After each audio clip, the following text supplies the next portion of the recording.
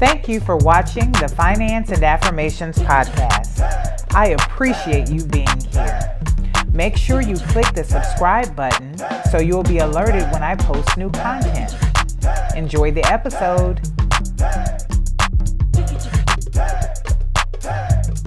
Happy New Year, Finance and Affirmations family. One of the things that I love to do is to speak to entrepreneurs and small business owners. I like to learn why they started the businesses that they have, what have been some of their triumphs and their challenges, and whether they started the businesses part-time or full-time, because we all understand that having multiple streams of income is important. And my hope is that when I talk to people just like you and me, you'll be inspired to start that small business that you've been dreaming about. On today's episode, I speak to Diana Washington, who owns a PCA business called Sweetie's Home Care. I recorded this episode in late 2023. PCA stands for Personal Care Assistant, and a PCA provides services for people who have had health challenges, who have suffered injuries or may be disabled, and require assistance with their daily needs. Now, I grew up a church girl, and for most of my life, I've heard the scripture that says, God has not given us a spirit of fear. Well, let me tell you, even as a woman of faith, I have struggled with fear. If you listen to episode 85, I talk about an affirmation that was important for me in 2023. And that affirmation says, fear is unnecessary. I mention this because in our conversation today, Diana says that she just knew her business was going to work, and I love her confidence. My hope is that this episode will help you on your entrepreneurial and financial journey. Enjoy the episode. So, Diana, welcome, welcome, welcome. How are you doing? Good. Thank you for having me. Can you tell us a little bit about why you started a PCA company? Well, I started the company because it was something that I even thought of from just my grandparents and seeing that, with my grandfather having dementia, he caught that disease, and then my grandma, she struggled with taking care of him. And so I kind of sought out for these services for her to kind of assist her. Um, if I couldn't get her to take on the services just because she wasn't too educated on it. So she was kind of set in her ways and not wanting people in her home that she doesn't know and things like that. So it just kind of made me want to educate myself more on this service. And also, I've been in the medical field for about 15 years, but I've always done corporate work, but I've always been in the field. But wanting to start something like this is just coming from my seeing that my grandparents needed some services like this and how much it would have benefited her if she had taken on the services and learning the gap because lack of education. Had I been educated enough at that time, I would have known that she could have had family come in and take care, and they get paid for helping take care of the household. And she wouldn't have to, worry about strangers, what she would call it. Coming into the house. So I'm so glad that you said Yeah. the word education, because that is truly what I'm passionate about is financial education so that we can make good informed decisions. And so can you tell me, if you don't mind, just a little bit about their situation? So with my grandmother, she had her own medical issues that she was battling herself. So I know she could have used the help. And with dementia, it's a lot of challenges. Some days he remember her, some days he doesn't. And the smallest things, just preparing meals and feeding him, and all those things needed to be done, but they were done by my grandmother, which she wasn't in the best health herself, but she still got the job done. So I think this service would have been so great for her, would have taken honestly, a lot of work off of her. She would have been able to do a lot more or even take better care of herself if she had the services. They're Wow. really important. It's just that the lack of education really puts a damper into families' lives, and you don't even know because you didn't have the education to even know, what this services can provide. you Okay. know. And so I just want to like think through the process of like Mhm, how a person gets from, point A to point B. So your grandfather is suffering from dementia, so he's mhm. unable to do some of the daily Yes. activities that he's normally able to do.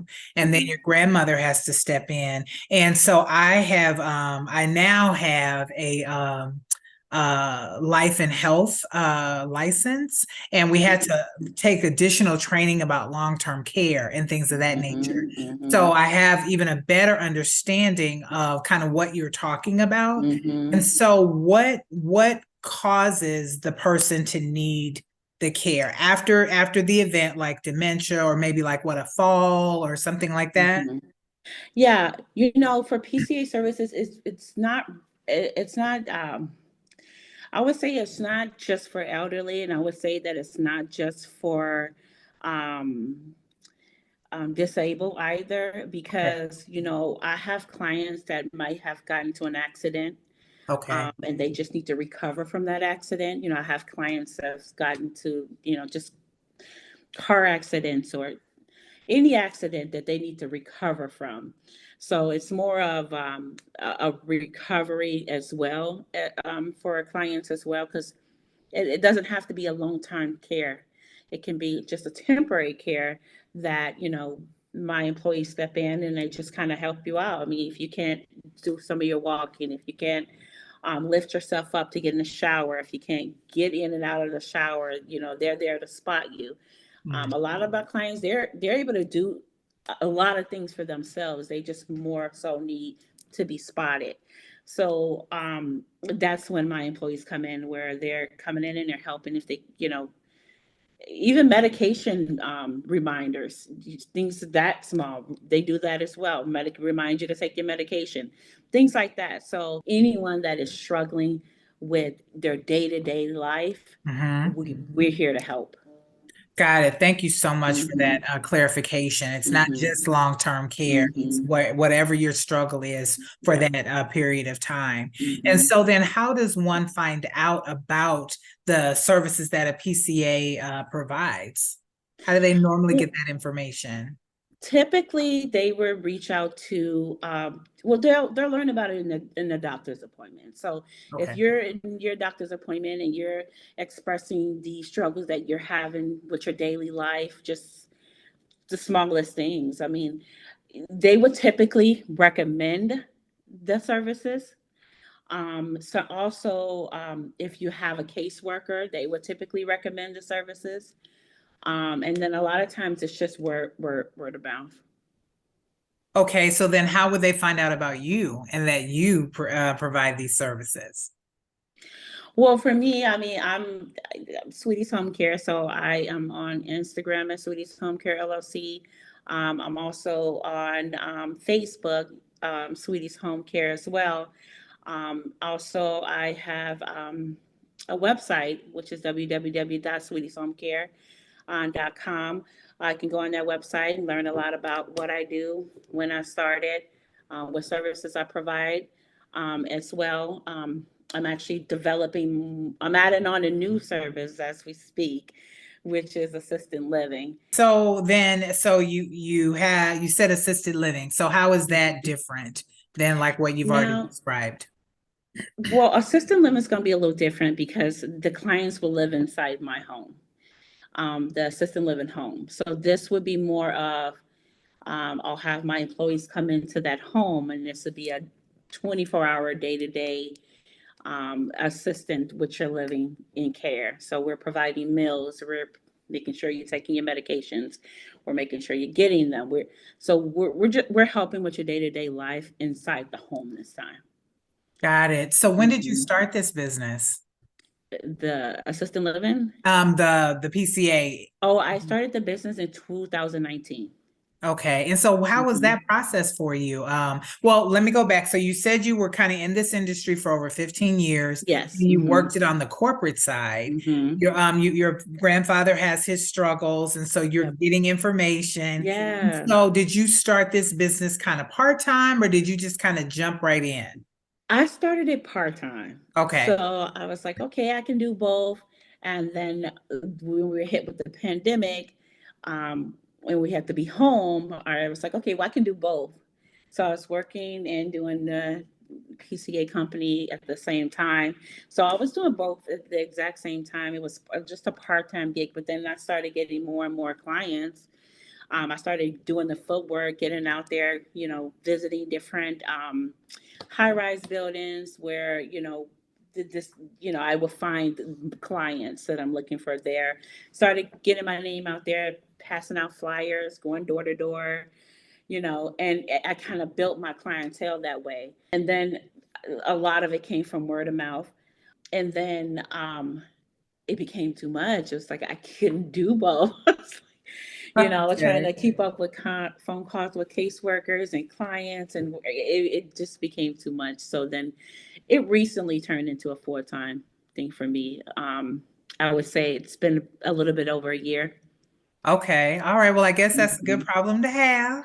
To Yeah. have so many clients and so much that you have to do. So that means you have Yeah. a thriving business. So Mhm. the business aspect of it, you start this company, you start Mhm. part-time. Did you just save up to start? Is there licensing involved? Kind of what Yeah. goes into this? Well, licensing is involved or certification is involved first. So I have to get certified first. So that process took about 6 months for me to be able to even take the class because they would only allow them and offer them once a year. Once I took the class, got certified, got knowledgeable about it, then I had to submit paperwork to become licensed. Where I got the funds from is I kind of pulled from my 401k, Hmm. and just kind of really gambled on myself. I mean, Okay. I knew this was going to work. I knew it was, because I was well educated in it, so I knew it was going to work. And so I just took the leap of faith, and it worked. And I pulled from my 401k. I put that money back at when I made it. Just kind of like I borrowed the money to start the business. That's how I got started. Wow. And I love that. You said you knew it was going to work. I did. I knew it was. I love that though, because I know for me dealing with fear I and you saying you know. knew it was going to work, and so you took the leap of faith and you invested in Hmm. yourself. And I so did. that's a great lesson, and I commend you for doing that for sure. Thank you. And so then dealing with, you said you had to deal with the pandemic. So during the pandemic, is that the time when you were kind of waiting to get your licensing, and how did all that pan out? Oh, so it's so funny because when I got my license, it literally was at the beginning of the pandemic, the very beginning of it. Okay.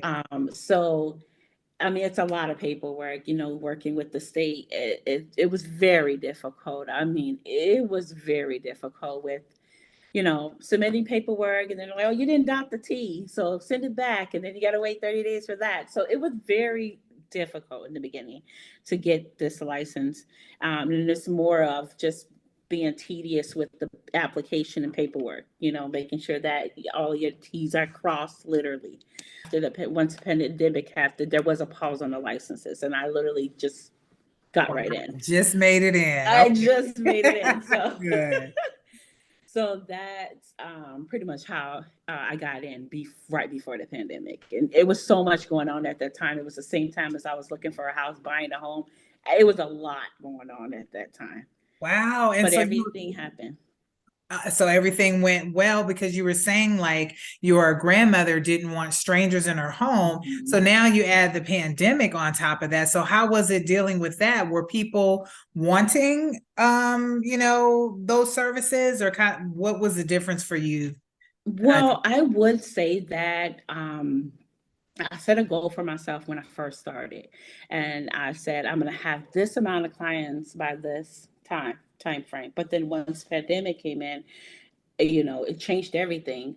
Um, I didn't lose any clients because a lot of clients that I did have, they had their family members covering the services. So they okay. were obviously comfortable with having their family members. And that's the piece that I wish that I knew. It actually gives me chills right now, even talking about it. Hmm. That's a piece that I wish I knew that I could have provided of information that I could have provided it to my grandparents, you know? Okay. And so that I didn't know.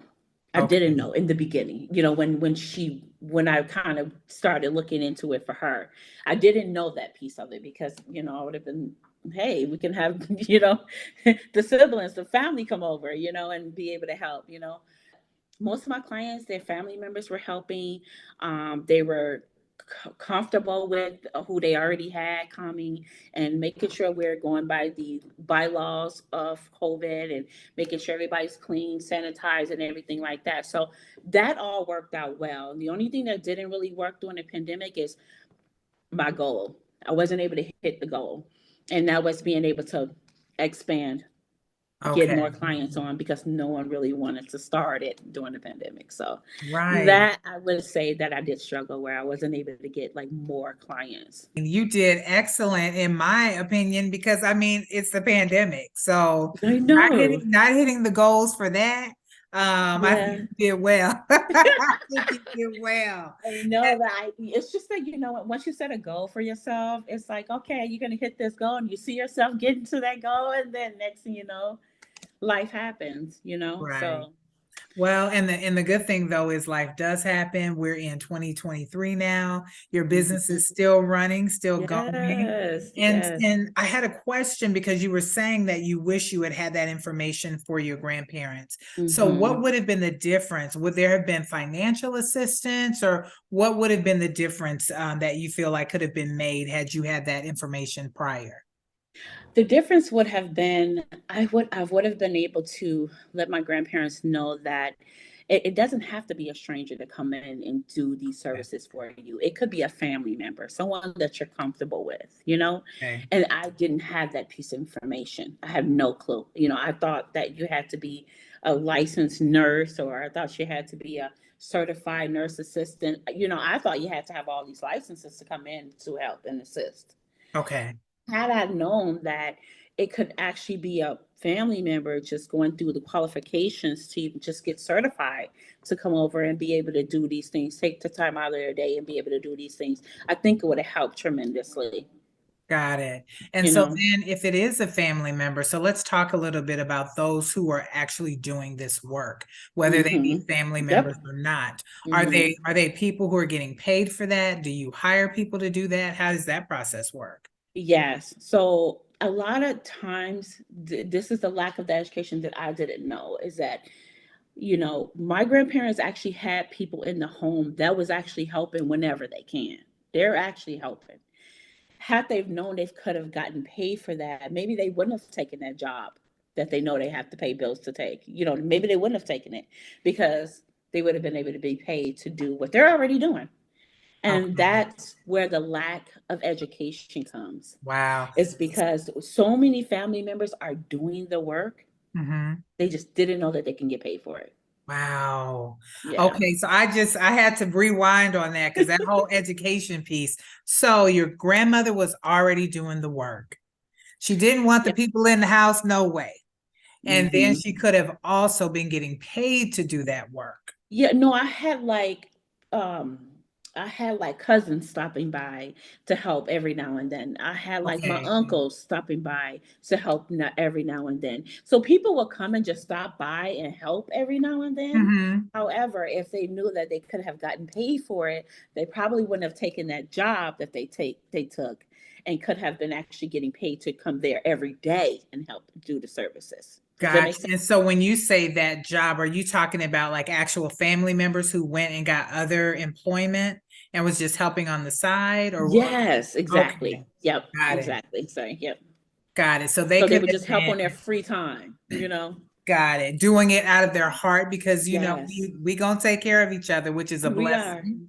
But Yep. it would have also been a blessing to be able to Mm-hmm. get paid for that and maybe not have to split time between Yeah. two different places, and they could have maybe put more into what they were doing. I get you. Gosh. Yeah. Yeah. And Yeah. and So, again, just yeah. because we don't know. Yeah, because we didn't know. And so that's why it's one of those things where I would love to just kind of talk, like just go to different places and just talk and educate the elderly about these things, because I take on clients that have these services and the proof of these services for many years. They just never one time use them. Never. Wow. And it just breaks my heart, because when I go out and I meet with them, and it's just like, man, like they could really use this service. And it Mhm. was really because they didn't know. They didn't know. They didn't know that they can actually pick who comes out there. They didn't know they have that choice. They Okay. didn't know that, you know, for me, what I do with my clients, I have them come out, I have my employees come out and get to know them. And if they Okay. feel like it's a good connection, Mhm. then we would make that happen.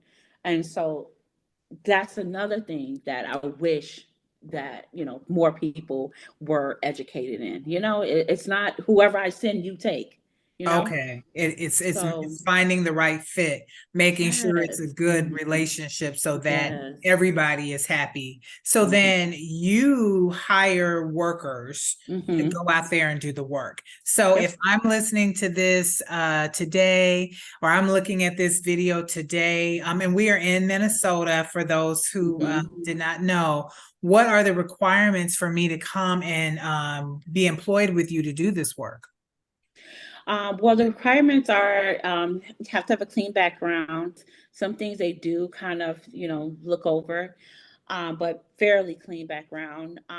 Then you have to get certified, which is an online course that you'll take. I think it's about 14 to 15 questions. You'll go over that course, kind of educate you on the position. And then once you're certified, you can take that certification to any PCA company and be able to start the services for sure. Wow. So then if they get this certification, they don't have to just come to you, they can go anywhere. Yep, they can take that certification with them. Before, when I started, I did PCA about 20 years ago. Mhm. And what the companies were doing then was that they will have you do their certification there with them. Then that means you can't take it anywhere else. Oh, So they would okay. keep your certification. But with me, it's just like you get your certification, you keep it for yourself, or whichever company you decide to go to, you can take that certification with you. Wow. Okay. Mm-hmm. So that's very good information. And so Mm-hmm. then let me ask you something because this being finance and affirmations, I'm Mm-hmm. always curious because I know that everybody has had a financial education, even though it may not be formal. So Mm-hmm. what do you remember about your initial financial education, learning about money, maybe from your family, friends, and then how is that serving you today? Well, I never was really taught in the home about finances at all, like not even paying bills. Like I was never educated on financials ever growing up. So when I decided to get into business and kind of starting to run my own household, I started educating myself. So I would go and I would get books, read books. I would go online, go to different um, seminars and stuff like that. Like just continue, just educate, pretty much educate myself on financials. To be honest with you, I've got into a lot of different Facebook groups, educating myself from there, learning from other people. To be honest, I do a lot of research. I'll be up at 2, 3 in the morning just research, So that's where I really got my financial education from. It's just I had to actually sought out for it. Yeah. On yourself, which is Hmm. again commendable because sometimes people just choose to, for whatever reason, like, oh, I don't know this, so I'm just never going to know it. But it's great that you sought out the information and got what you needed to be able to start your own company, to be Hmm. able to, have it be successful and keep going Hmm. forward. But have there been any financial challenges that you've had to deal with? That you wish maybe you had known some education during that time? Absolutely. So I was having some financial issues, probably in the beginning. So what the state takes about 30 days to approve a PCA to actually start working. So that means you can't bill for that until that is approved. Um, a lot of my employees, they didn't want to wait that 30 days. They got bills to pay, you know? And so in the beginning, I'm just like, well, it's the 30 days, if I don't have the money, I can't pay you. So what I did was I just saved a bunch of money into this is where this learning financials started kicking in. Um, I just kept enough money in my bank account, my business account, to where I can cover my whole payroll. So I always have enough money in my business account to cover my full payroll. So I had to change it up, where I would just pay in advance and just wait to get reimbursed. Well, I did that a few times and I didn't get reimbursed. Oh no. Okay. Okay. I didn't get reimbursed. I also took on UCare client, and I don't. I was just contracted with the UCare company. I Mm-hmm. wasn't really with them because they weren't taking any applications, but I was contracted with them, and I went to bill for them, and I still have not gotten payment from them. Wow. So Yeah. do you have any recourse for that or? I mean, I'm gonna try again, but I mean, this it took so much time out of my day trying to build on their system, and it was a lot. I mean, and I'm not the only one that is still waiting to be paid through that Wow. company. But Okay. that was a financial difficulty that I did hit. Then another huge one is that um, when I'm billing to this with the state, they want spreadsheets as well. So if I forget to submit those spreadsheets, they'll just completely shut my billing off. Well, I did that, and my Okay. billing was shut off, and I had no idea that it was shut off. But Mm. everybody had to get paid. Okay. So, Okay. So how did you work so through that? ran into that. So again, I had that money aside that I set Okay. aside. And Okay. because I had that money aside, I was able to pay my employees, but I wasn't able to pay myself. Okay. So I went through a whole month not being able to pay myself. So Okay. I took the financial hit Yeah. because of Mm-hmm. that, which I'm okay with.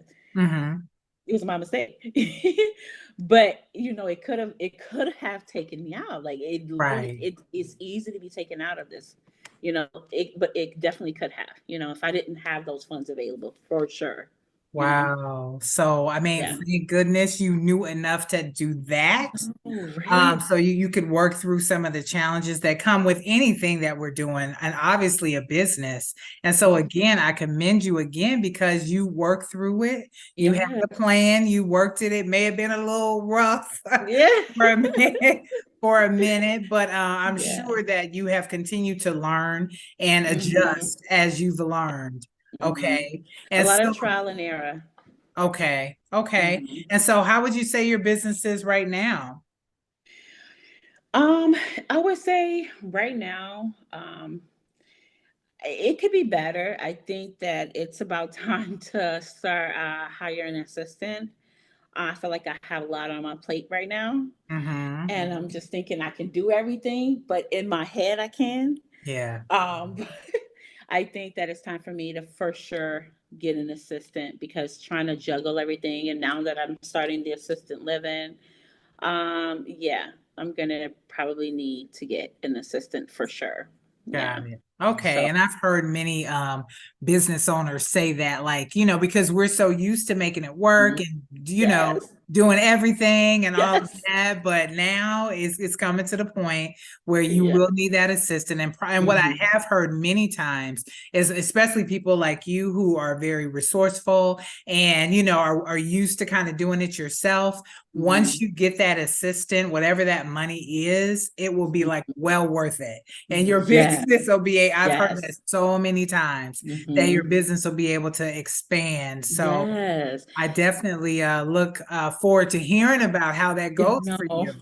Because I think that's a hurdle for me. I think that if I had that assistance, like you said, I would be able to expend more, and I think that's what's blocking it. It's not having that help with my expansion anyway. I mean, I'm expanding the business side of it, but I'm not expanding like my clients. I can have a lot more clients if I had help, you know? Got it. Me, I go out and I meet with my clients. I like to sit with them face to face, make sure that, we're on, so I do a lot of that. I do a lot of footwork as well, but I haven't been able to do that in a while, so it's just like I have to get an assistant or I don't know what, I'm going to be stagnant if I don't. Got it. Okay. And I love that you give like a personal touch to make Yeah. sure like you're there, you're meeting with them, Mm-hmm. all of that so that they can Mm-hmm. feel comfortable. Yeah. So then the last question that I have is how would you affirm either yourself if you knew what you know now, um, when you first started, or someone who's just like you trying to start either a PCA business or any Mm-hmm. kind of business, how would you affirm them in getting started?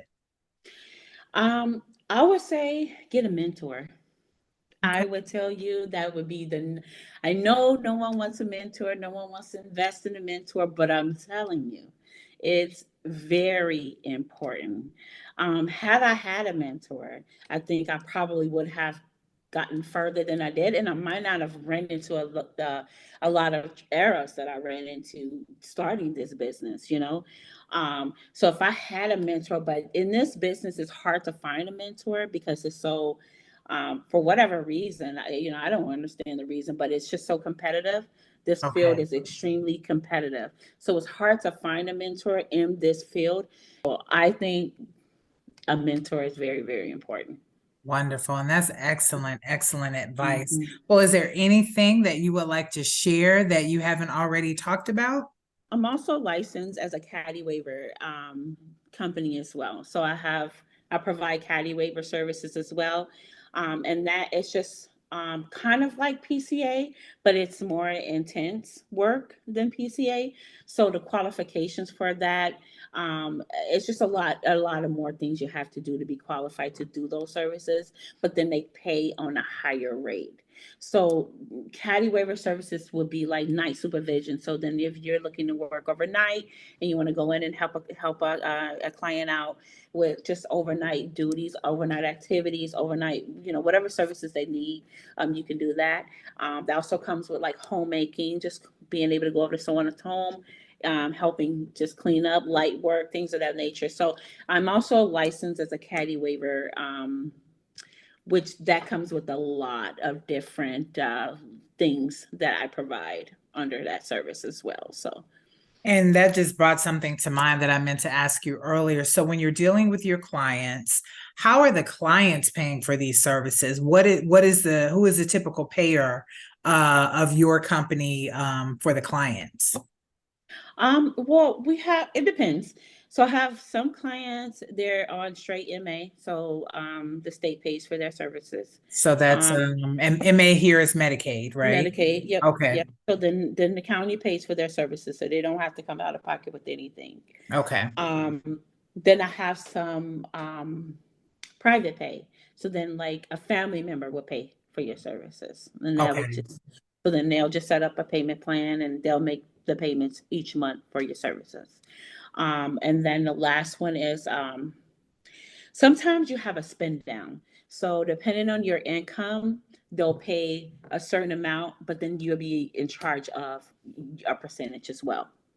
Okay. So yeah, those are the different ways of the companies being paid for the And that services. spend down is so that you can qualify for the Medicaid services. Is Mm-hmm. that Yep. correct? Yep. Okay. I Mm-hmm. remember learning learning. I was like, Yep. oh, I know what that is. Yep. Yep. Okay, so Yep. that And you can keeping track qualify on for the spend down Medicaid. and stuff like that. Yep. Mm-hmm. Got it. Okay, because Medicaid is for those who are under a certain Mm-hmm. income level, correct? Yep. Yep. Okay. All Exactly. right. And then the spend down is for people that are on a higher level of income. And what are they spending down?